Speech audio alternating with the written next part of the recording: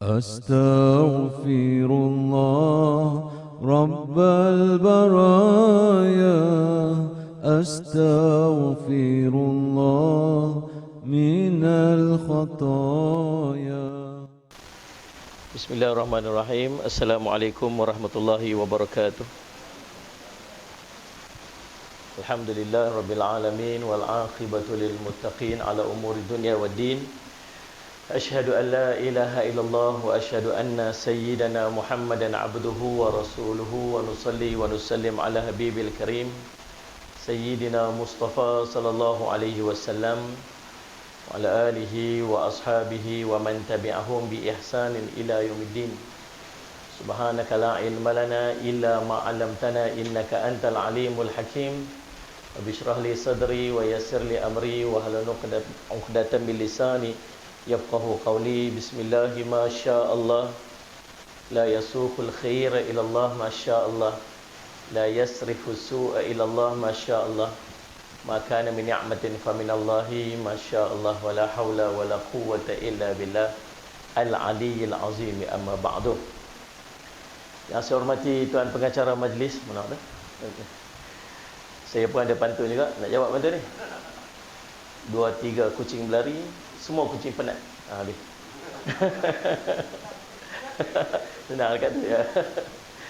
Yang saya hormati Datuk Syahul selaku pengerusi masjid, yang hormati seluruh ahli kuasa, ayah mertua saya Datuk Hamzah, seterusnya saya hormat tuan-tuan, puan-puan, sidang hadirin dan hadirat yang dirahmati sekalian. Alhamdulillah, puji syukur kita panjatkan kepada Allah SWT. Dengan limpah kurnia yang taufik di sisi Allah, kita dapat bersama-sama pada malam ini. Saya ada Muhammad. Saya antara negeri yang saya seronok sebenarnya. Datang kuliah ni, ceramah ni di negeri Melaka. Negeri Johor, negeri Melaka ni, dia punya kemesraan dia lain macam sikit. Setengah-setengah tempat tu macam sombong-sombong sikit kan. Ni orang Melaka ni bagus kan. Di hati saya ni dekat Melaka sekarang. Lain macam punya tu kan. Baik, insyaAllah. Dan kalau tak keberatan tuan-tuan boleh anjak ke depan sikit. Kita nak bagi ruang sikit dekat muslimat tu, agak sempit di belakang tu. Ambil ruang-ruang depan ni. Kemudian cuma jaga SOP kita, jaga physical distancing kan. Kita berada pada waktu-waktu yang macam ni, nak buat macam mana. Cuma tuan-tuan, bila kita berada dalam situasi yang macam ni, Allahumma salli ala sayyidina Muhammad, Allah uji kita dengan wabak. Wabak ni bukan pertama kali jadi. Bahkan masjid ditutup ni bukan kali pertama. Kalau tuan-tuan nak tahu, Masjidil Haram sendiri sudah 40 kali ditutup disebabkan oleh wabak. 40 kali Masjidil Haram. Ni kalau tahun baru ni, Masjidil Haram ditutup sekejap. Ada orang dah kecoh, ada orang kata inilah tanda kiamat lah masjid ditutup dan sebagainya. Tak. Sebenarnya dah 40 kali Masjidil Haram ditutup disebabkan oleh wabak. Bahkan ada beberapa ketika sallallahu alaihi Muhammad di Masjidil Haram ditutup 3 tahun berturut-turut, tidak boleh dilaksanakan ibadat haji disebabkan oleh wabak.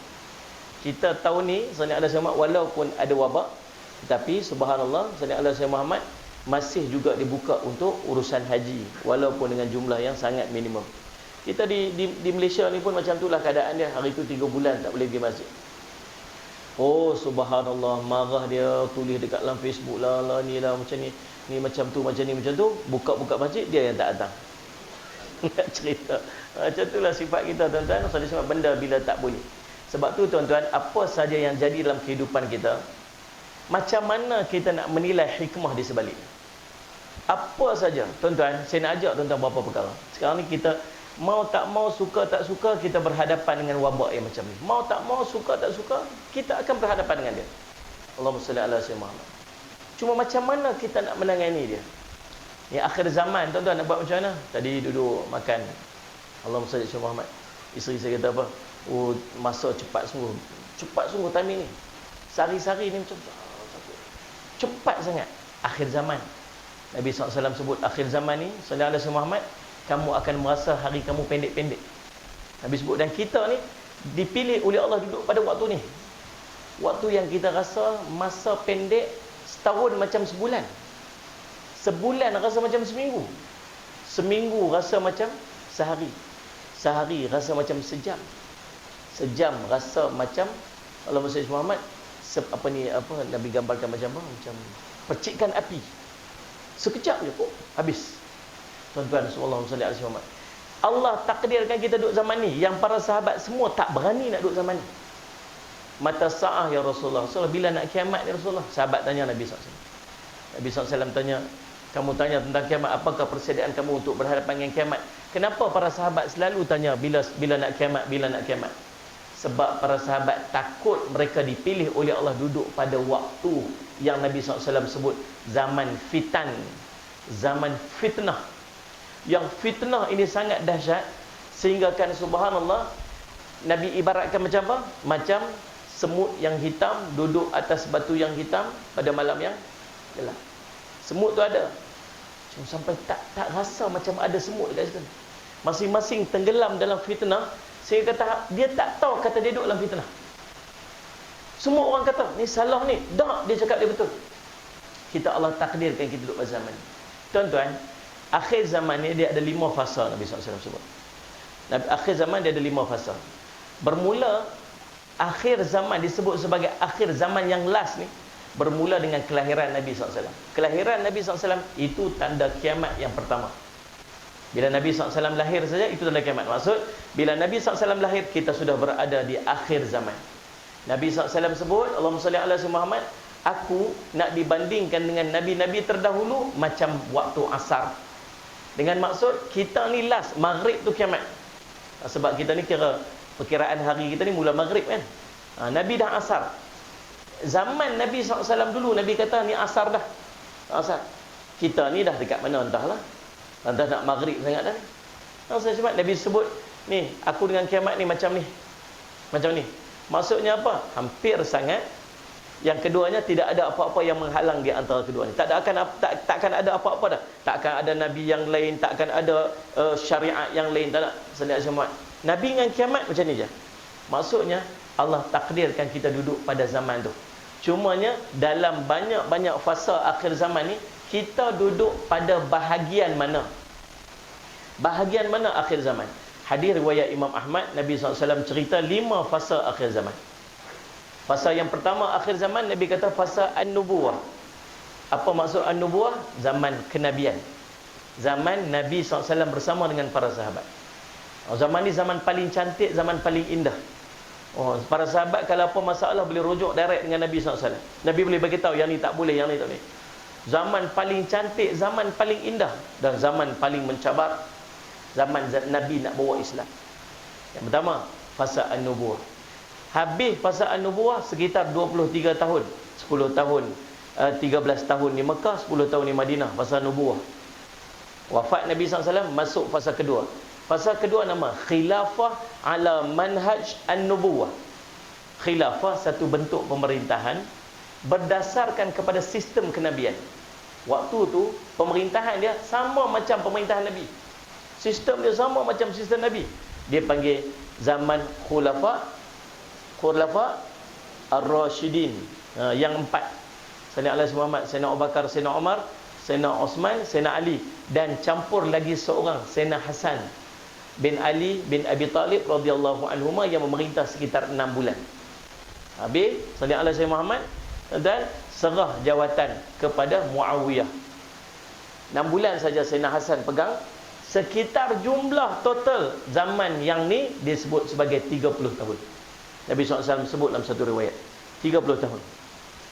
Habis zaman ni masuk zaman ketiga. Zaman ketiga dia panggil mulkan a'ban, kerajaan yang menggigit.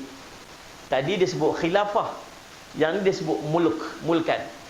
Sebab sistem pemerintahan dan perlantikan sudah berubah.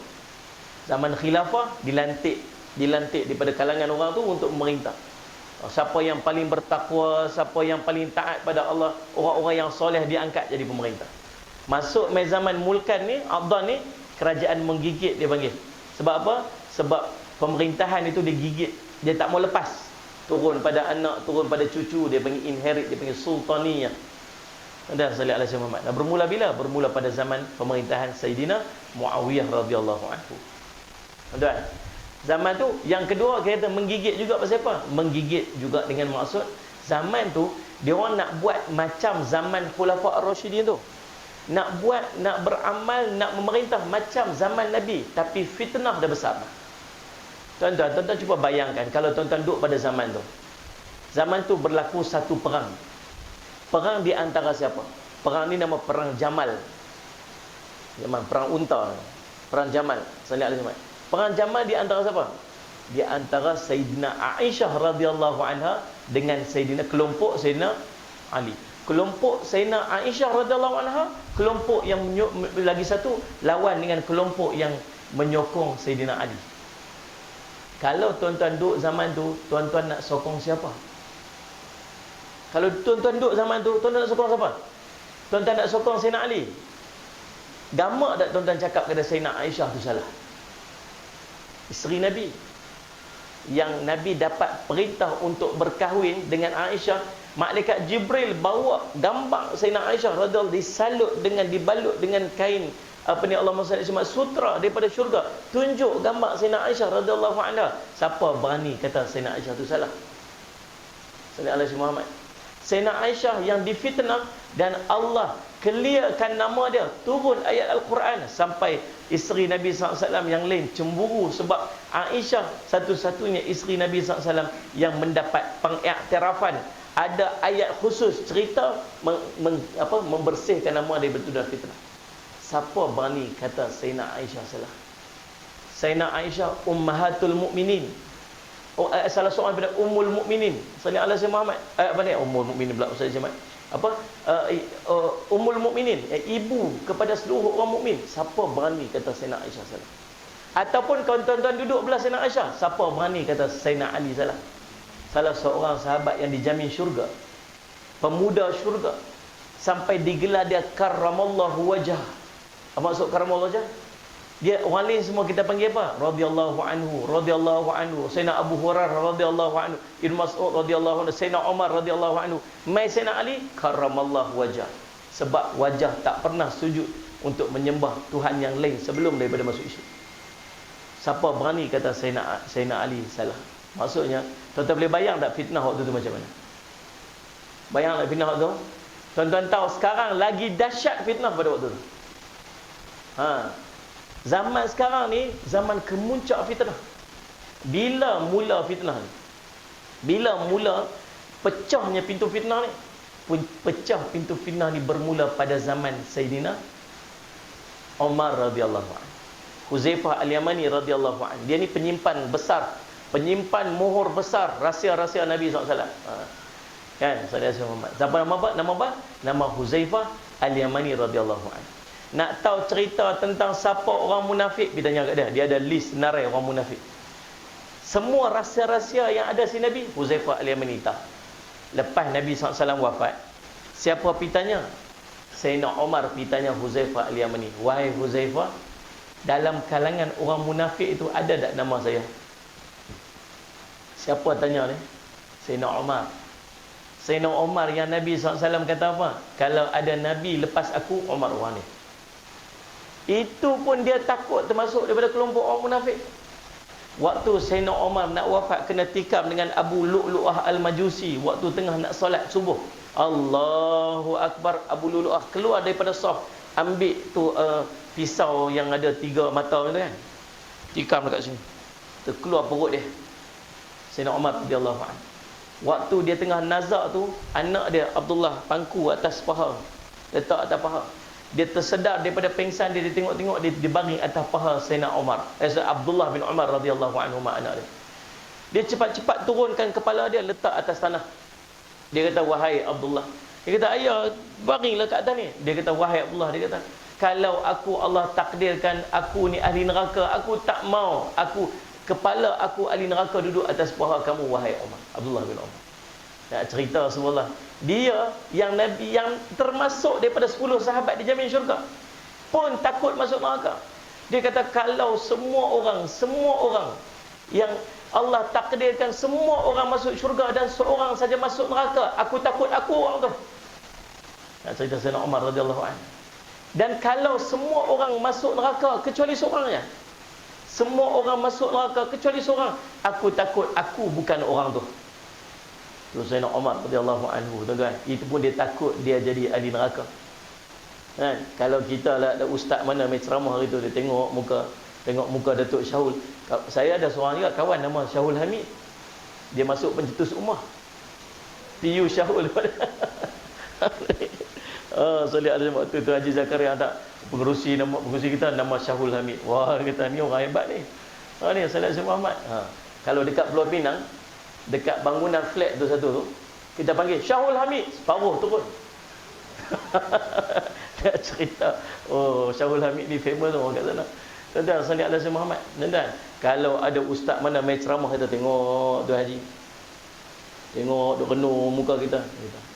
Siapa lah ustaz ni tengok muka aku ni. Habis-habis kuliah dia panggil kita. Mai abang. Siapa ni? Abang ni nama apa? Saya nama sekian-sekian. Oh, Masya Allah. Semalam saya mimpi abang ni lah. Bukan orang lain lah. Abang lah. Saya mimpi duduk di syurga Firdaus. Esok tak semayang pun nak cerita kita kan. Tapi subhanallah. Betul, Salih alaihi Muhammad. Para sahabat lagi dapat jaminan syurga, lagi nak buat ibadat, lagi kuat ibadat, takut pula masuk neraka. Tuan-tuan, Sayyidina Umar kata apa? Salih alaihi Muhammad. Tuan-tuan, dia kata apa? Wahai Huzaifah Al-Yamani, boleh tak cerita dekat aku siapakah yang dengan kematian dia akan terbuka pintu fitnah? Nabi pernah cerita, tapi Nabi tak pernah sebut nama dia siapa.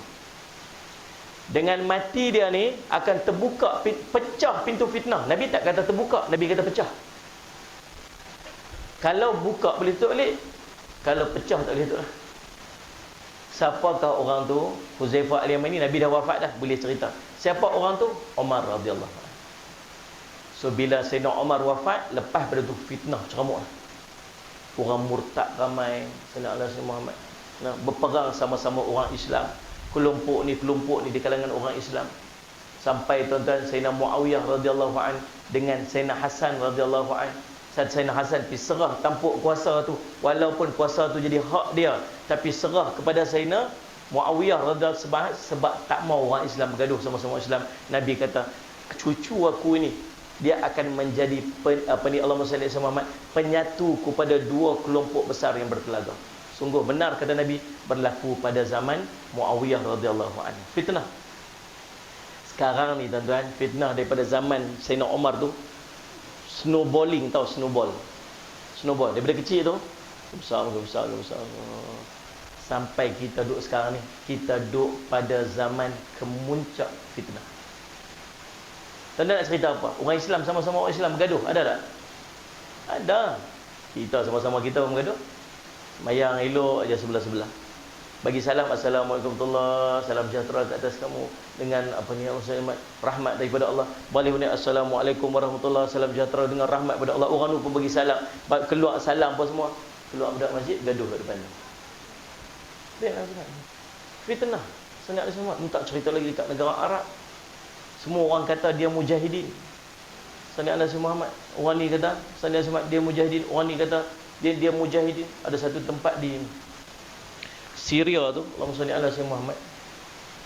Salli ala sayyidina Muhammad. Nabi kata tempat tu akan jadi tempat perkemahan orang Islam yang terbesar di akhir zaman. Semua orang nak pergi berebut untuk buka tempat tu. Salli ala sayyidina Muhammad. Apa nama dia? Allahumma salli ala sayyidina Muhammad. Tak ingat. Lalu subhanallah, salli ala sayyidina Muhammad. Mainlah kelompok yang bawa bendera hitam tu. Akhirnya mereka dapat rampas tempat tu. Bila mereka dapat tempat tu, mereka kata apa? Alhamdulillah kami telah menunaikan perkataan Nabi SAW. Di tempat ni kami telah pegang dah. Salih al-Sumat. Ini tempat orang Islam Nabi sebut dan kami telah berjaya untuk menguasai ini. Orang kata apa? Oh, ni kot orang yang Nabi SAW sebut ni. Duduk tak berapa lama, tentera lain pula main. Bunuh habis, tembak-tembak perang-perang, mati syahid, mati habis. Mereka pula masuk. Mereka kata apa? Kami telah berjaya untuk buka tempat ni daripada musuh Islam.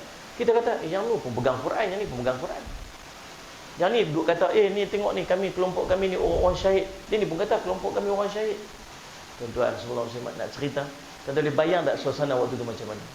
Bila jadi ni? Sekarang. Fitnah akhir zaman. Tuan-tuan, kita Allah takdirkan duduk pada fasa yang keempat.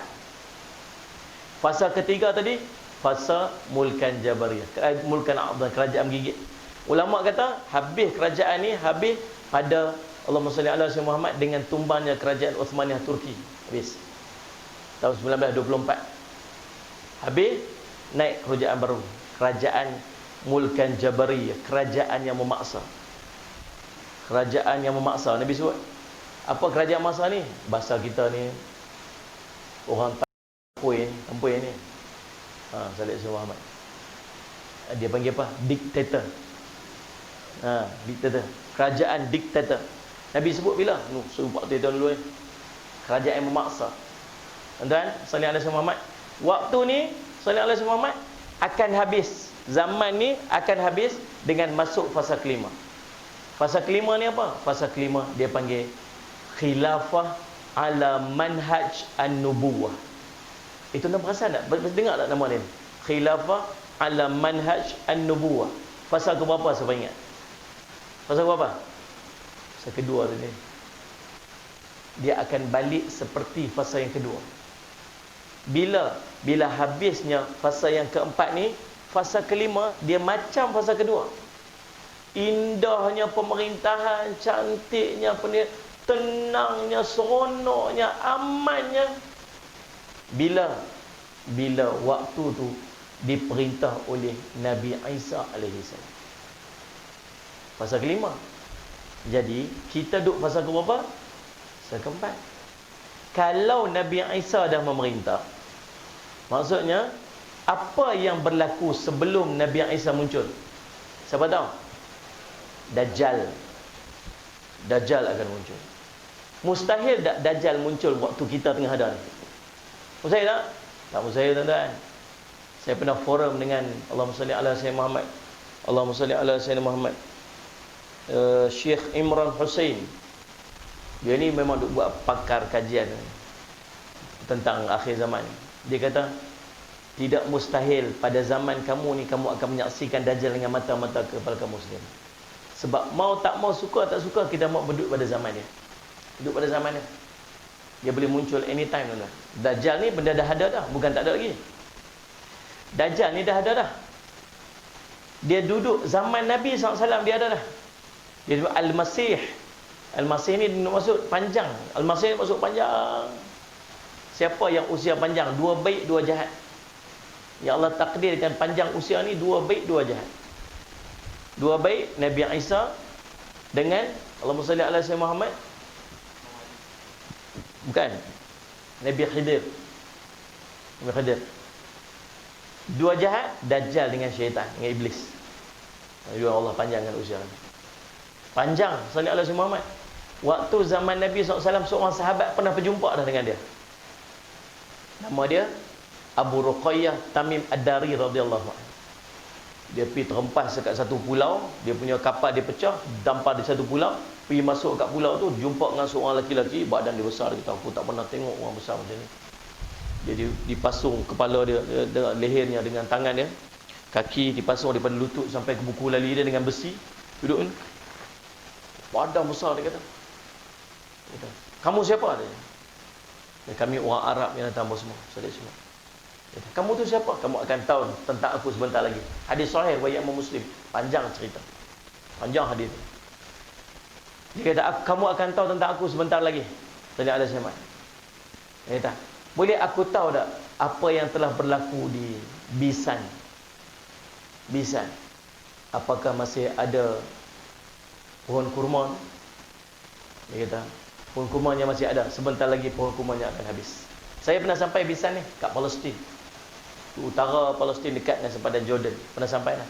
Saya tengok sungguh tuan. Dulu memang ladang kurma. Tapi tempat tu subur. Lepas Israel ambil alih rampas tu, dia dah tebang pokok kurma tu, dia ganti dengan tanaman lain.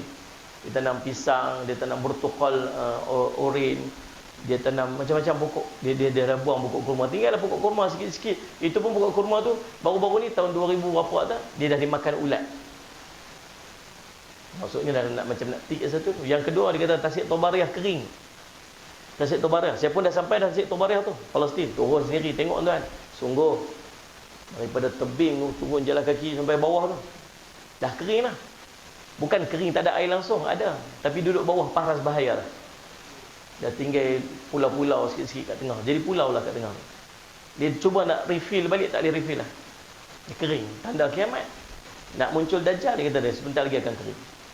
Yang ketiga dia panggil Allahumma salli ala mata air Zaghar. Mata air Zaghar ni dekat Palestin juga. Dia kata, pun kering lah.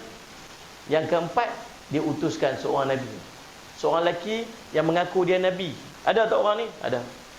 Dia kata, kata Syekh. Seorang Syekh kata apa? Dajjal tu kata, pasal apa? Daripada 4 tu, 1 dah tik waktu tu. Sekarang ni, saya ingat 4 dah tik dah. Dajjal muncul. Cuma ada tanda lah Dajjal muncul. Sebab tajuk kita bukan Dajjal, tajuk kita COVID-19. Ini mukadimah tak habis ke ni? Masuk COVID-19 ni mau berhenti pukul 12.30 sekejap lagi. Boleh tunggu kan? Tuan-tuan tunggulah saya nak balik. So pagi-pagi nak TV hijrah pula pagi-pagi esok. Baik, Allah SWT tuan-tuan. Yang dia sekalian, saya simak. Lepas Dajjal muncul, sebelum Dajjal muncul Imam Mahdi. Imam Mahdi muncul. Imam Mahdi pun kita kena ikut dia. Kita kena ikut dia. Bila muncul Imam Mahdi, kita kena ikut dia. Nabi kata, ataituhum walau habwanu ala salj. Bila Imam Mahdi nak muncul ni, dia berlaku perebutan kuasa. Raja yang memerintah dekat dengan Kaabah, Nabi SAW sebut, akan kematian raja waktu tu. Bila matinya raja ni pula namanya nama singa, nama haiwan. Saya lihat sebab King Fahad. Fahad tu nama singa. Wallahu a'lam lah, tak tahulah. Lepas tu bila mati dia, akan berlaku perebutan kuasa dia antara pegawai-pegawai tahta. Tak tahulah tuan-tuan, dah nampak macam signifikan macam dia jadi dengan kita ni. Wallahu a'lam, kita tak tahu. Lalu tuan-tuan, Allahumma salli ala Muhammad, Nabi kata apa? Muncul seorang lelaki.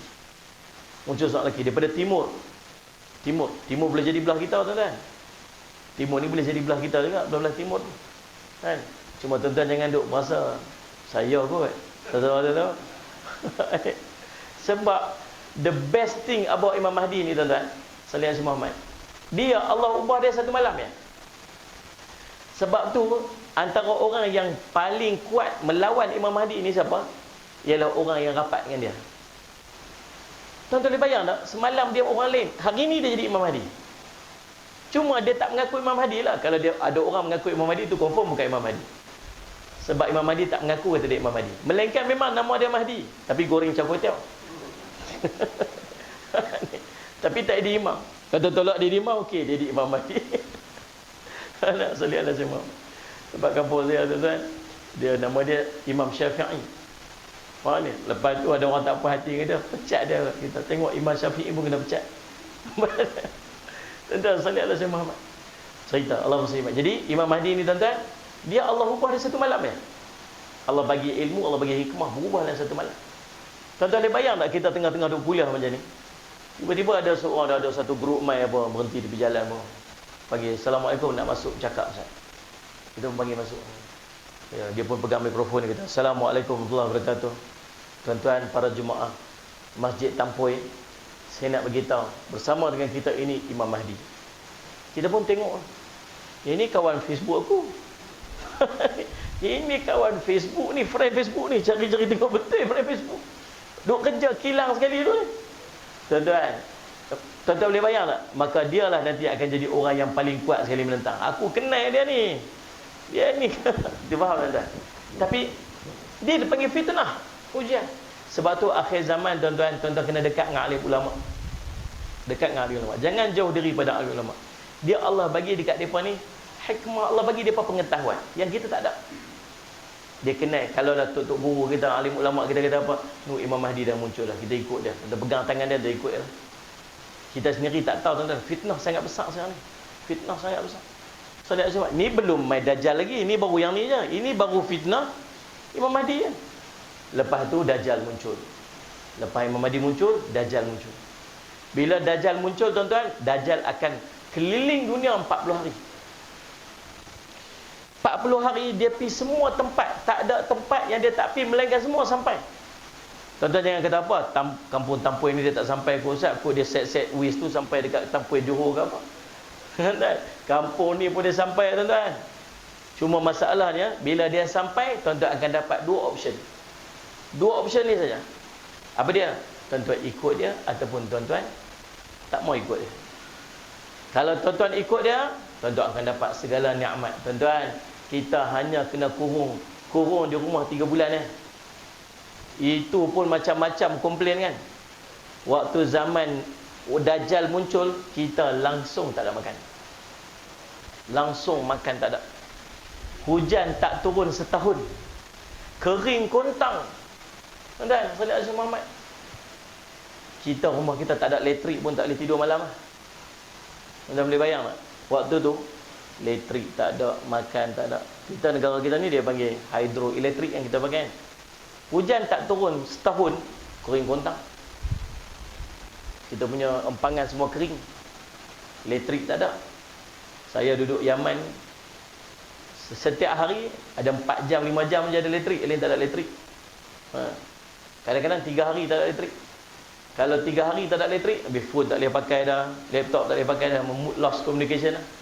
Seminggu tak ada elektrik, kalau tengok kereta parking tepi jalan, sadai tak boleh jalan dah. Pam minyak tutup, minyak supply tak ada. Sebulan tak ada elektrik, pakai kayu api balik. Kan? Ini tuan-tuan boleh bayang tak? Zaman tu makan tak ada, minum tak ada, anak-anak lapar. Salih alaihi wasallam. Tuan-tuan duduk dalam kebuluran, duduk dalam kelaparan, susah. Dajjal mai. Dajjal mai dia offer apa? Nak apa? Kamu nak apa? Kamu nak makan? Tak mau ni kamu ni Dajjal ni. Kita tahu, kenal ni Dajjal ni. Tahu Dajjal? Dajjal Nabi cerita detail Dajjal, rambut kerinting tebal, mata buta sebelah. Tulis kafara dekat diri. Tuan-tuan kalau tuan-tuan jumpa confirm tuan-tuan kenal Dajjal. Sallallahu alaihi tubuhnya tuan-tuan besar, bukan besar macam gorila apa. Tapi besar daripada biasalah. Tuan-tuan sallallahu alaihi pakai jubah. Pengikut dia 70,000 orang tu ada. Pengikut dia yang ikut dia satu-satu masa. Daripada orang Yahudi. Tuan-tuan sallallahu alaihi Muhammad dia mai tempat kita. Jumpa kita. Hai, orang kampung Tampoi. Ikut saya Tuhan. Ikut aku Tuhan. Tuan-tuan ikut dia? Tuan-tuan nak ikut dia tak? Tak lah ni. Sekarang ni tak lah. Waktu tu kita hanya akan ikut dia dengan sebuku roti ya, tuan-tuan. Buku roti. Sebab kalau tak ikut dia apa? Dia keluar daripada tempat tu, esoknya tempat tu hancur musnah. Mati orang kat dalam. Dia pergi kampung sebelah pula. Kampung sebelah, kampung Tampoi ni kampung apa pula? Kerubung. Pergi kampung Kerubung pula. Belah mana? Belah sini, belah sini. Sini. Aduh. Baru jadi orang Melaka, jalan tak tahu lagi. Dia Syed Mat tu belah situ. Sebelah Syed Mat tu dah. Dia dah pergi kampung sebelah pula. Sampai kampung sebelah dia kata, "Ikut aku Tuhan." Oh, tak mau. Tak mau nak jadi macam kampung Tampoi tu.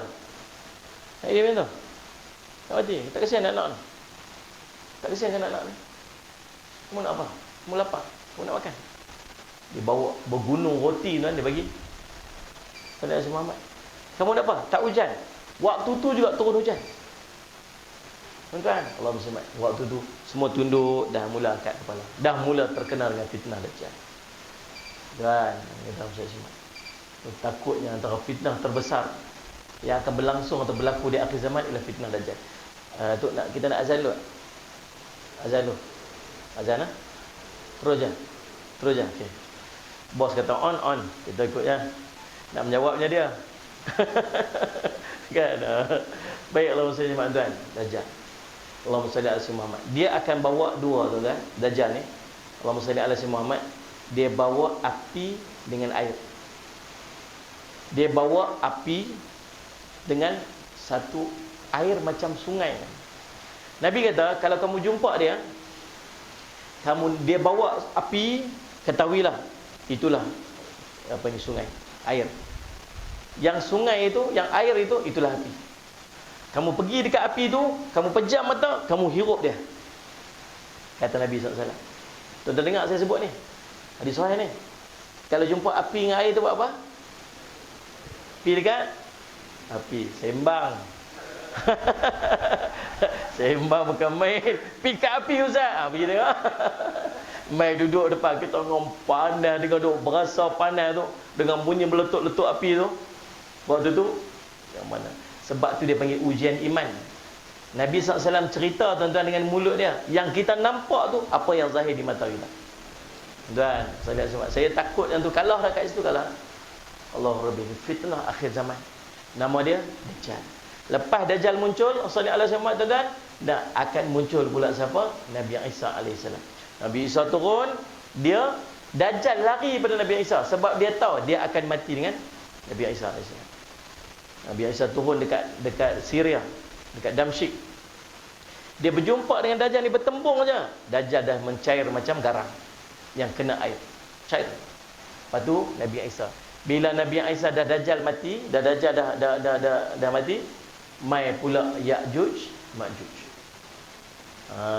Nabi cerita satu hari terjaga tengah malam, bisa pucat muka Nabi SAW. Kenapa Rasulullah? Kenapa? Celakalah orang Arab hari ini. Kenapa? Sungguhnya malam ni telah diperlihatkan padaku tembok Ya'juj Ma'juj dah besar. Nabi lagakan ibu jari dia dengan jari telunjuk. Bila 1400 tahun dulu ni. Ya'juj Ma'juj. Ya'juj Ma'juj ini manusia. Bila dia keluar nanti, tak ada tempat yang dia lalu melainkan semua akan rosak.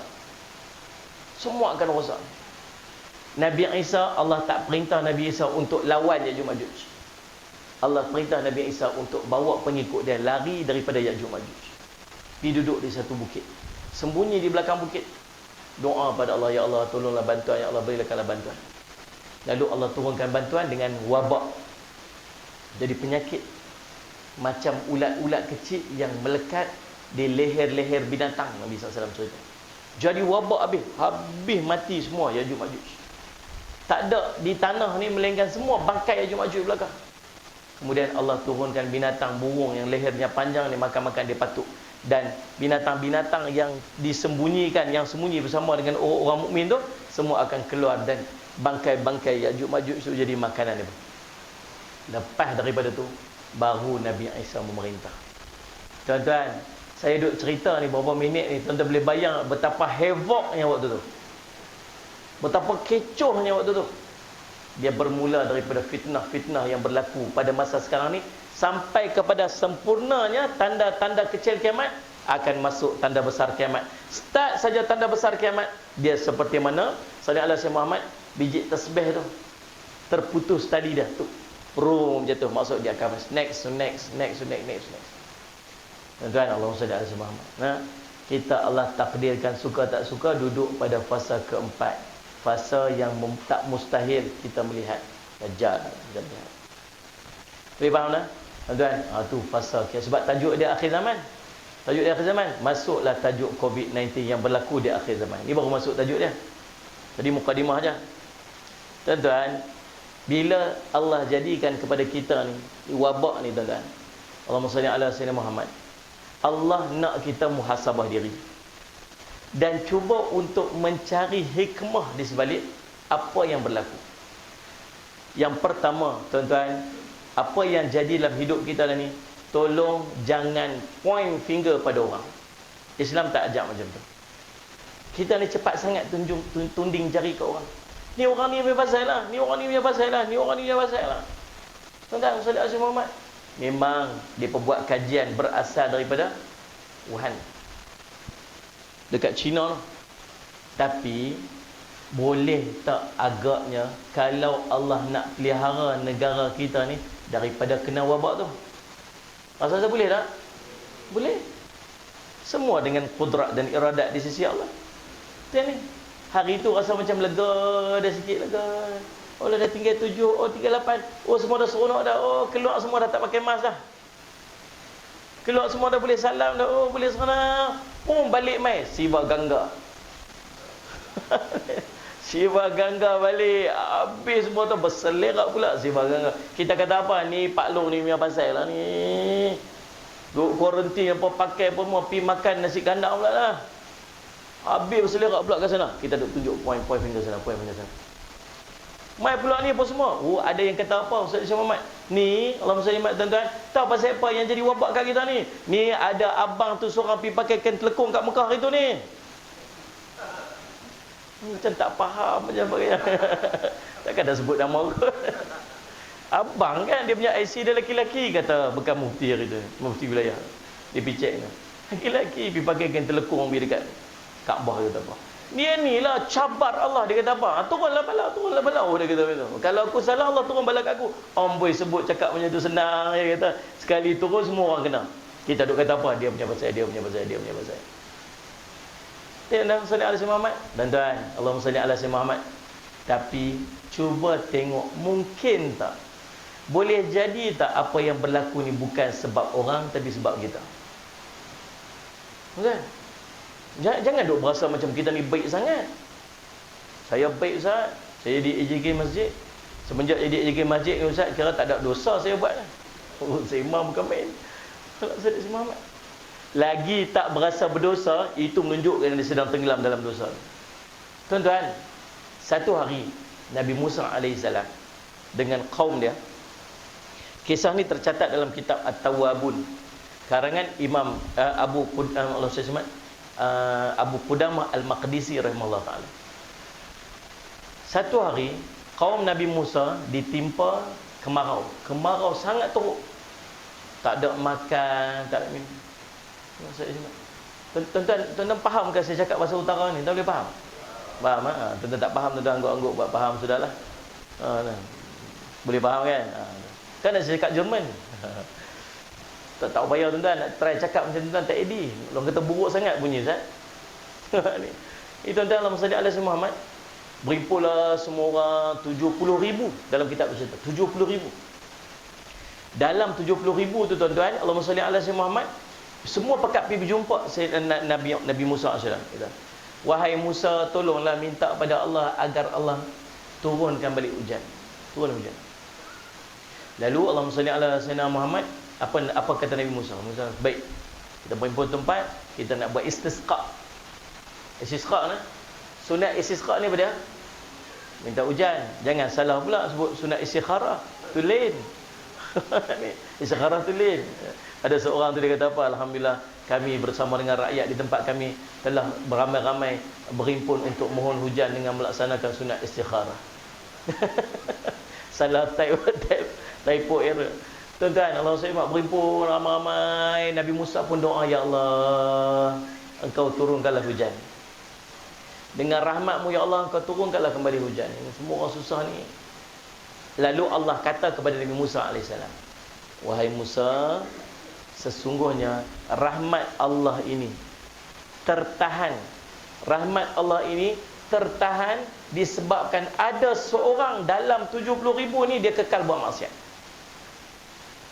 Dia buat maksiat, dia seorang punya pasal lah. Semua orang 70,000 ni kena akibat.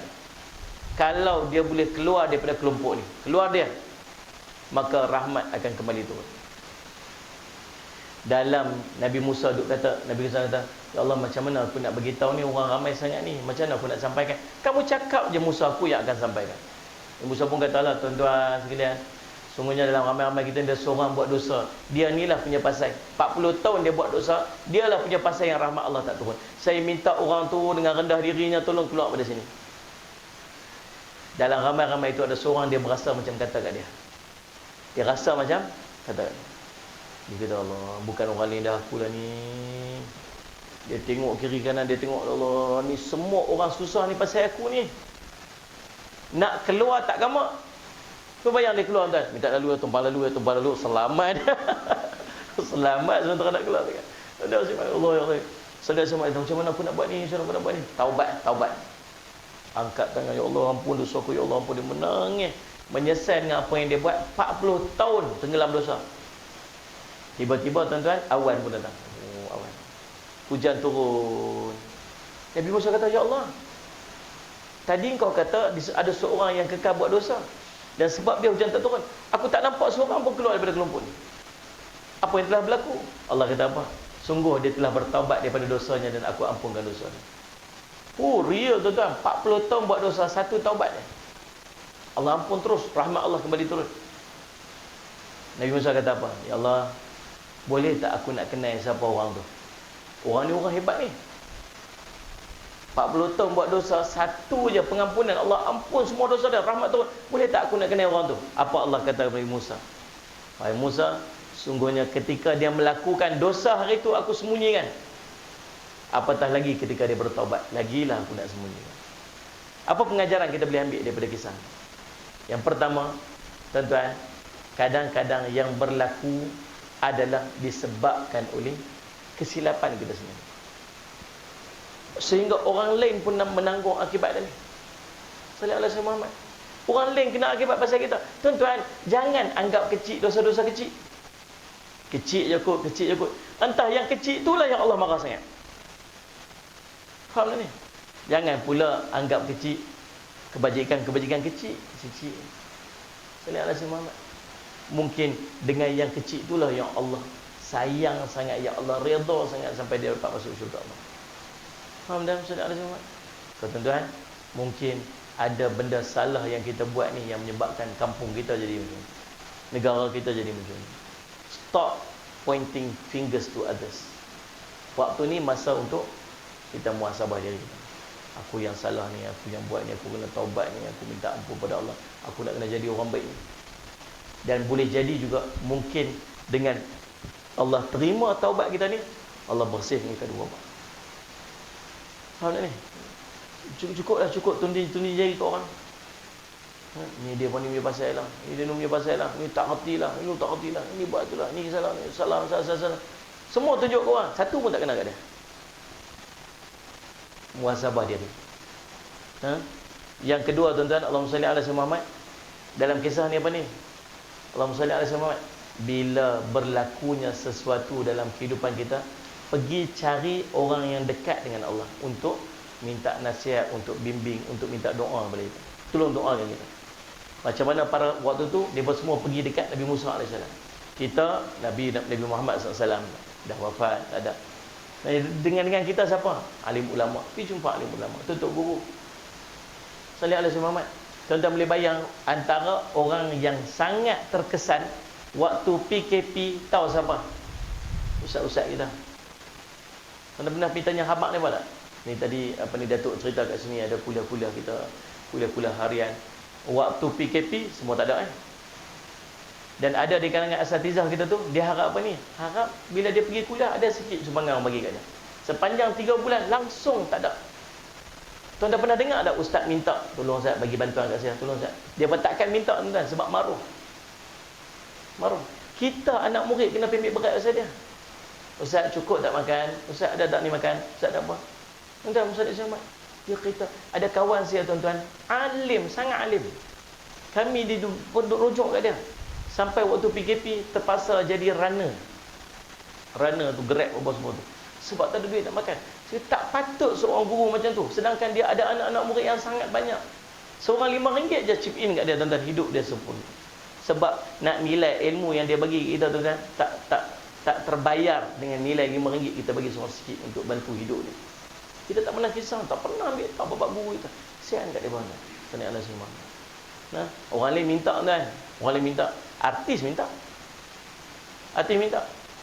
Ni siapa nak support artis ni, siapa nak support artis. Tuan pernah dengar tak persatuan ustaz minta? Tak ada. Tak ada. Kita bukan tunggu dia minta, kita tolong dia. Sebab dia sangat susah nak kena. Tanya Allah semua. Nah, alim ulama makbul doa, pergi jumpa dia, minta doa kat kita supaya Allah jauhkan kita daripada wabak dan sebagainya. Yang ketiga, hikmah kita boleh ambil daripada peristiwa ni tuan, apa dia? Allahumma salli alaihi Muhammad. Dia panggil asbab hidayah. Tak asbab hidayah. Kita ni dulu-dulu bukan macam ni. Dulu kita subhanallah salli alaihi Muhammad, masjid tak lalu lah tuan-tuan. Anak salli alaihi Muhammad, masjid kat depan buat macam tu ya. Salli alaihi Muhammad, masjid. Orang gantung banner, orang gantung pesta, kita tukang potong banner, kuliah, ceramah, tak mau, tak suka. Tapi ada asbab hidayah dia yang berubah dia jadi macam ni. Masing-masing ada cerita sendiri. Orang ni cerita, oh saya ni pasal ni, oh saya ni pasal ni. Dia panggil asbab hidayah. Dalam kisah ni, Allah nak bagi dia seorang tu minta ampun atas dosa-dosa dia. Allah jadikan benda yang berlaku tu akhirnya subhanallah merubah diri dia menjadi orang yang bertaubat kepada Allah. Faham dah Ustaz Syamad? Boleh jadi tak dengan apa yang jadi sekarang ni? Dia ubah diri kita jadi orang baik. Dulu tak rajin baca Quran, lepas jadi COVID-19 ni, Quran tiap hari baca. Tak pernah jadi imam semayang tuan-tuan. Tak pernah, sampai tak berani pakai serban. Tahu siapa tak berani pakai serban? Takut orang tolak dia imam. Dia teringin nak pakai serban tapi takut pergi masjid tu. Tak ada orang tu haji. Saya tak boleh dah, tak boleh. Boleh lah Tuan JP, tak boleh. Dia pun pergi hari tu try nak pakai serban. Mak saya mak, dia pun surat tu sembahyang zuhur boleh lah, tak apalah. Dia baru sampai ya. Orang suruh dia tunggu tu imam tak mai. Dia udah sampai. Oh tu haji sampai. Siapa ni? Tu imam tak mai. Tu haji pakai serban elok tu jadi imam. Saya tak boleh. Boleh lah ni. Zuhur ni pergi. Dia pegang zuhur. Baca tak dengar, tak apa. Dia pun solat lah tuan-tuan. Allahu Akbar. Habis 4 rakaat elok ya, pergi salam. Habis orang kata kat dia, "Tuan Haji, boleh pun. Tadi kata tak boleh. Boleh lah. Boleh ha macam tu. Boleh tu." Kata, "Oh, boleh lah. Boleh." Tu cara saya tak ada ayat sembahyang tu. Kalau ada ayat sembahyang lagi okey. Cerita. Kita subhanallah upgrade semua jadi imam tarawih. Tak pernah dia buat orang. Ni masuk Malaysia Book of Record. Jadi khatib khutbah, mayang raya, hebat tuan-tuan. Tak pernah. Tuan-tuan perasan tak macam mana COVID-19 ni mengubah hidup kita? Kita jadi orang semayang, kita jadi orang qiyamul lail, kita jadi orang baca Quran. Kalau dia tak mengubah diri tuan-tuan sepanjang 3 bulan tuan-tuan duduk rumah, saya tak tahu. Tak tahu. Kalau tuan-tuan masih ada alasan tak baca Quran, saya tak tahu tuan-tuan. Apa alasan kita nak bagi pada Allah? 24 jam Allah bagi 5 minit Quran tak boleh baca. Solat Jumaat hari tu sibuk sangat, kata pergi kerja lah, buat urusan tu lah, urusan ni. Ni duduk di rumah 5 minit Quran tak boleh baca. Kamu buat apa? Nak jawab apa depan Allah agak-agak? Solat duha tak buat. Pasal apa tak buat? Hari tu kata kerja, sekarang tak kerja, sebab tak buat. Sebenarnya tuan-tuan, berapa ramai orang yang menerima hikmah di sebalik musibah wabak ni dengan dia berubah menjadi orang yang lebih dekat dengan Allah. Saya simak tuan. Jadi Allahumma salli alaihi wasallam, asbab hidayah dia ni. Asbab hidayah. Yang ketiga, salli ala Muhammad. Yang keempat, hikmah daripada apa yang kita boleh dapat daripada kisah ni tuan-tuan. Allahumma salli ala Muhammad, sembunyikan keaiban dan kesilapan yang pernah kamu lakukan. Biar kita dengan Allah saya sudah tak cukup. Tak payah duk cerita apa kita buat dulu. Salli ala Muhammad. Kita ni tuan-tuan, kita semua buat salah. Kita semua buat salah. Semua buat salah. Salli ala Muhammad. Mana ada orang tak buat salah? Kullu bini Adam khata'. Setiap anak Adam mesti buat salah dan silap. Salli ala Muhammad. Khairul khata'in at-tawwabun. Yang paling baik daripada kalangan orang yang buat salah ni ialah orang yang bertaubat atas dosa. Saya ni boleh cakap depan tuan-tuan ni bila Allah tak buka aib saya aja. Kalau Allah buka aib saya, tuan-tuan tak tengok muka saya. Kan? Kita duduk kat depan ni, Allah tutup aib dah, siapa pun tak tahu apa kita buat.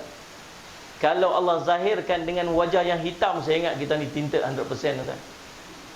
Kan? Gelap merelap. Sallallahu alaihi wasallam. Kalau bau busuk, saya ingat siapa pun tak mau duduk sebelah kita. Tapi Allah tutup aib. Aib kita Allah tutup rapat. Siapa pun tak tahu. Tapi ada tak dosa kita buat? Ada. Tahu tak sampai bila Allah akan tutup aib kita? Sampai bila? Sampai kita sendiri cerita aib kita ke orang. Ini dah berubah elok lah. Dah berubah jadi baik elok lah. Ya ada anak-anak dia buat perangai ke, siapa buat perangai ke. Dia kata apa? Apa lah? Satu gelas dah mabuk, ayah dulu 6 jak tau. Cerita apa kau orang? Allah Rabbi. Oh Semat, alah macam ni je ke? Ayah lagi dahsyat tau tak? Oh tuan-tuan, dia hilang respect. Kadang-kadang mak pula tolong pula mak. Kita marah kat anak kita, jangan buat macam ni, apalah dia buat macam ni. Kita mak dia kata apa? Ayah kamu tu pun baru je. Dulu lagi teruk. Kau lah nak backup sikit, tak backup, mak pula tolong buka suara. Tuan-tuan, jangan buka aib. Jangan buka aib kita. Apa salah kita buat, angkat tangan minta ampun pada Allah. Mudah-mudahan Allah ampunkan dosa kita. Ada orang yang Allah tak ampun dosa atau apa. Bila malam tu dia buat maksiat, Allah tutup aib dah. Esok dia cerita apa dia buat malam tadi. Ada tak orang macam ni? Ada, sampai ke tahap dia dah tak malu untuk cerita apa yang dia buat di media-media sosial. Tuan-tuan, dan sama juga jangan kita pergi buka aib orang. Kan? Assalamualaikum tuan. Dulu duduk kerja sama-sama dekat Kuala Lumpur sama-sama dulu. Sekarang ni dah pencen-pencen duduk balik, main duduk kat kampung balik. Buat tanah, beli tanah apa kat sini kan, balik kampung kan, buat rumah apa semua kat sini balik. Tuan-tuan, jumpa balik kat masjid kat Tampuin. Dia kenal kawan tu, simpan rahsia kawan tu, kau simpan rahsia ni. Waktu duduk KL dulu macam mana? Pak ni, dia cerita apa? Kita nak lantik jadi imam lah Duk cari imam kan, cari Tok Bilal kan, cari Tok Siap AJK masjid ke apa. Dia kata apa? Alah, dia tu dulu teruk. Ini dulu tak boleh pakai ni orang ni. Yang apa caca marba dia tak buat ni. Kita perlu buka aib dia. Betul? Allah tak bagi tuan. Allah tak bagi. Saudara Allah Muhammad. Silap-silap Allah ampunkan dosa dia. Dia jauh lebih bersih daripada kita ni. Tuan-tuan, Nabi Musa nak tahu orang yang tadi, bukan nak tahu sebab aib dia. Nabi Musa nak tahu sebab apa? Sebab hebatnya dia ni, Allah boleh ampun dosa dia 40 tahun dengan satu taubatnya. Hebatnya orang ni tu yang Nabi Musa nak kenal. Siapa orang ni? Siapa orang ni? Ya Allah, boleh tak aku nak tahu orang tu? Kata Allah tutup aib dia. Kita pula buka aib orang. Dia ni macam tu, dia ni macam ni, dia ni buat tu dulu, dia ni buat macam dulu. Tuan-tuan, ingat Nabi kata apa? Sallallahu alaihi wasallam. Siapa yang menutup aib saudara dia, maka Allah akan menutup aibnya dunia hingga akhirat. Tuan-tuan, Allahumma salli alaihi wasallam. Tu pengajaran kita boleh ambil daripada kisah ni, tuan-tuan. Kalau nak cerita apa? Satu poin ya, yang penting, yang terkait dengan apa yang berlaku sekarang ni. Stop tunding jari pada orang. Melainkan kita kena sendiri kena bermuhasabah diri. Faham tuan-tuan? Sallallahu alaihi wasallam.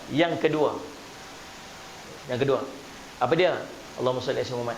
Cubalah untuk mencari hikmah di sebalik musibah. Kita hanya akan jumpa hikmah bila kita ni hati kita jernih daripada dosa. Sabar. Jadi orang banyak sabar. Sabar. Nabi kata apa? As-sabru diyaun.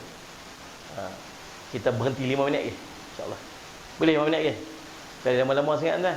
Saya duduk tengok dia duduk bawa pinggan, naik turun, tak boleh. Ni kena berhenti cepat sikit Pak Raya ni. Entah, pun sembunyi lah sikit, cover-cover lah sikit. Allahumma salli alaihi tuan-tuan, Allahumma salli ala sayyidina Muhammad. Nah, cuba untuk mencari hikmah di sebalik musibah. Dan hikmah ini akan kita nampak bila ada satu kunci dia, nama sabar. Sabar. Orang tak sabar, dia tak akan jumpa hikmah. Sebab tu Nabi beri gambaran ini, dia kata as-sabru diyaun. Sabar itu cahaya. Cahaya ni ada dua perkataan. Satu nur. Nur pun cahaya juga. Nur satu cahaya. Kalau banyak cahaya apa dia? Anwar. Ini macam apa senyum saya, Pak? Tak ada kata nama Anwar dia banyak cahaya. Munawwir bercahaya. Munawwir bercahaya. Al-Munawwarah Madinah, Al-Munawwarah Madinah, kota yang bercahaya. Nur. Kita biasa kita faham kalau nur, kalau cahaya nur. Ada satu lagi cahaya dia panggil dhiya. Dhiya cahaya juga. Apa beza di antara nur dengan dhiya? Allah sebut dalam Quran, huwallazi ja'ala asy-syamsa dhiya wal qamara nura. Dialah Allah yang menjadikan asy-syams. Asy-syams apa? Asy-syams, matahari. Matahari. Dhiya, cahaya. Wal qamar. Qamar apa? Qamar? Bulan purnama. Kalau bulan sabit nama hilal. Bulan purnama. Nur. Nur cahaya ni guna. Jadi beza dhiya dengan nur. Dhiya ni cahaya terang, panas, matahari. Nur cahaya lembut. Kalau malam-malam ada cahaya bulan kan, purnama tu boleh nampak jalan juga lah. Kadang-kadang nampak bayang kita kan. Sallallahu alaihi Muhammad. Tapi kalau siang-siang cahaya matahari lagi terang, lagi. Cumanya apa beza dia? Panas, terik, tak selesa, berpeluh, pedih. Berapa ramai orang mampu untuk bertahan dengan cahaya matahari? Tak ramai. Tapi siapa yang bertahan, dia akan nampak hikmah yang sangat besar di hadapannya. Tak ramai orang mampu untuk bertahan. Dan jadi nak jumpa hikmah, kunci dia satu, nama sabar. Dan nak jumpa hikmah, tuan-tuan, yang keduanya, dia kena ada husnudzan. Sangka baik. Sangka baik, dia akan jumpa hikmah. Sangka buruk, tak akan jumpa hikmah. Kenapa aku buat? Kenapa dia jadi macam ni? Kenapa macam ni? Kenapa macam tu? Kenapa macam ni? Kenapa macam tu? Why? Semua dia persoalan. Tuan-tuan, saudara Muhammad, sangka baik dengan siapa? Allah. Sangka baik dengan Allah. Satu hari Ada satu, Allahumma salli ala Muhammad, seorang perempuan yang kehilangan anak. Cari anak dia, cari anak tak jumpa. Nabi duk tengok, Nabi dengan para sahabat duk tengok. Lari sana, lari sini, cari anak tak jumpa, menangis-nangis. Dia jumpa anak dia. Bila jumpa anak dia, dia ambil anak dia, dia terus susukan anak dia, peluk dengan penuh kasih sayang. Nabi kata apa? Tengok ibu tu, sayang tak kat anak dia? Sayang kat anak dia, Rasulullah. Sungguh. Dia kata, agak-agaknya sanggup tak ibu ni pergi lemparkan anaknya tu dalam api? Oh tak ya Rasulullah. Sungguh Allah sayang dekat hamba dia lebih daripada seorang ibu tu sayang pada anak dia. Tapi pasal apa kadang-kadang macam jadi musibah? Pasal apa jadi macam tu? Pasal apa jadi macam benda yang kita tak, cuma sebab kita tak mampu untuk melihat hikmah. Saya bagi satu contoh. Tuan-tuan biasa tak naik kereta, tiba-tiba tayar kereta pancit. Padahal kita baca doa dah. Subhanalladzi sakhkhara lana hadza wa ma kunna lahu muqrinin wa inna ila rabbina lamunqalibun. Baca pula bismillahilladzi la yadhurru ma'asmihi syai'un fil ardi wala fis sama' wasmiul alim. Baca pula Allahumma salli alaihi wasallam. Allahumma salli alaihi wasallam. Bismillahi tawakkaltu 'ala Allah la haula wala quwwata illa billah. Kalau masuk air pun tayar pancit. Kita tadi baca doa tak makbul apa? Gitu. Mampu tak kita nak menilai, kita kata apa? Mungkin Allah bagi mudarat kecil ni sebab Allah nak selamat daripada mudarat besar ke depan. Mungkin ada kemalangan ke, mungkin apa jadi kat depan, kita tak tahu. Betul. Tapi berapa ramai orang yang mampu lihat yang tu, berbanding dia komplain dulu dengan Allah. Ni aku urgent ni. Tadi bukan main doa lagi, pasal apa Allah buat macam ni, pasal apa buat macam ni? Dah maksud macam dah tak mau Allah. Allahumma salli ala sayyidina Muhammad. Ada Allahumma salli ala Muhammad. Satu seorang ni sangka baik. Dia duduk satu kampung. Kan? Seorang raja. Raja ni dia salli ala masuk ke hutan. Masuk hutan. Waktu dia masuk hutan tu, salli ala Muhammad bawa dengan pengikut dia, menteri-menteri dia apa semua ramailah. Masuk hutan nak memburu. Waktu dia masuk hutan tu dia kena apa? Dia kena sengatan binatang bisa dekat telinga dia, sampai telinga dia makin lama makin buruk. Dia duduk macam kita lah. Siapalah, kenapalah jadi macam ni awak. Takdir cerita dia punya tu kena tangkap. Semua ada orang yang duduk dalam hutan tu tangkap depa ni. Dan depa ni kanibal. Jenis makan orang makan orang.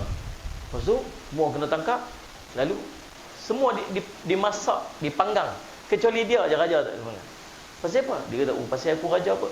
Bukan pasal dia raja. Rupanya pasal telinga dia cacat. Dalam hidup kita banyak benda yang jadi, yang kita rasa macam benda tu tak patut jadi kat kita. Tapi itu jalan Allah untuk selamatkan kita. Faham tak? Macam mana kita nak didik diri kita ni supaya apa yang berlaku dalam hidup kita ni, mana hikmah dia? Mana kebaikan dia? Dekat mana cantik dia? Dekat mana elok dia? Bila kita sibuk untuk mencari hikmah, kita akan terlupa untuk mencari keburukan. Ada 10 nikmat yang Allah bagi kat kita, satu aja bentuk musibah yang jadi. Kita duk tumpu yang satu, kita terlupa yang lagi 9. Tapi itulah kita. Jadilah mata lalat, jadilah mata lebah yang sentiasa mencari madu walaupun duduk di kawasan yang kotor. Jangan jadi mata lalat yang sentiasa mencari busuk, mencari najis walaupun duduk di taman bunga yang indah. Cukup sekadar tu untuk malam ni. Ya. Cantik lah tutupnya tu. Nak pantun lagi tak? Tak payah. Salih ala Muhammad. Faham tak? Jadi insyaAllah saya ucap terima kasih kepada pihak masjid, pihak Datuk sudi untuk menjemput saya. Terima kasih kepada seluruh dan kuasa masjid dan tuan-tuan perempuan yang sudi untuk memberikan perhatian sepanjang kuliah ni. Tak ada siapa yang tidur, alhamdulillah. Jarang-jarang orang tak tidur, selalu menungging-nungging saya tengok. Alhamdulillah. Dan insyaAllah Salih Muhammad malam esok ada dekat Sungai Udang. Ni pun takdir juga, Datuk. Sepatutnya saya kuliah di KL malam ni. Tapi PKPPPPP punya macam banyak PKP tadi sebut yang dekat KL tu saya sampai kat sini malam ni, alhamdulillah. InsyaAllah. Jadi insyaAllah tuan-tuan, syukur pada Allah SWT dapat kenal dengan tuan-tuan, dapat kenal dengan Datuk Syawul ni, insyaAllah. Saya mesti ingat nama dia punya, confirm ingat nama dia. Dan semua. Dan Allah SWT, dan seronok saya berjumpa dengan perempuan tuan-tuan sekalian. InsyaAllah kita jumpa lagi di masa ketika, insyaAllah. Dan sebelum saya tutup majlis, saya ada hajat sikit kalau tak keberatan kepada tuan-tuan. Saya ada madrasah satu di Bandar Baru Kedah. Madrasah saya ni saya buat pengajian untuk semua peringkat umur lah. Tahfiz, ada pratahfiz, ada warga mas. Dan saya tak mengenakan yuran. Jadi saya kena cari dana untuk pengurusan tahfiz tu lebih pada RM30,000 sebulan. Tapi saya tak hajat nak minta wakaf. Tuan-tuan jangan bagi wakaf, jangan bagi sedekah. Saya tak buat tabung pun. Saya cuma bantu ekonomi madrasah saya. Saya buat susu kambing. Susu kambing ni sebenarnya untuk cater saya duk travel banyak. Jadi saya perlukan susu yang ada, boleh bagi tenaga sikit, boleh bagi kenyang perut sikit. Saya masukkan beras perang kat susu kambing tu. Kemudian masukkan kurma untuk ganti gula, daging kubi loba untuk otak. Jadi tuan-tuan bacalah dalam cawan kecil je. Jangan besar-besar, dia tak sedap. Cawan kecil tu tuan-tuan boleh minum. Anak seawal usia 2 tahun boleh minum insya-Allah. Dan tuan-tuan boleh minum sebab dia tak bau hamis kambing. Sebab dia ditutup oleh bau beras perang tu. Tuan-tuan try lah sekali, insya-Allah. Ada ejen kita dekat luar sana, ejen Melaka Tengah ni. Tuan-tuan kalau tuan-tuan nak beli nanti, tuan-tuan ambil nombor telefon dan tuan-tuan boleh dapatkan. Daripada dia post balik ke apa sebagainya. Tuan-tuan insya-Allah, saya harap tuan dapat bantu saya kat situ je lah, insya-Allah. Kita jumpa lagi di lain masa dan ketika. Terima kasih atas perhatian. Terima kasih tuan Datuk dan semua sahabat-sahabat. Aqul qouli hadza wa astaghfirullah li wa lakum. Wassalamualaikum warahmatullahi wabarakatuh.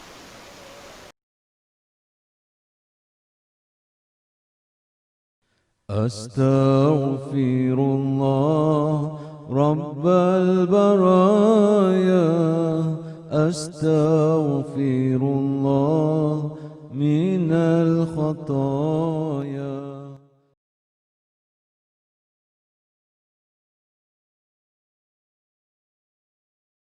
أستغفر الله رب البرايا أستغفر الله من الخطايا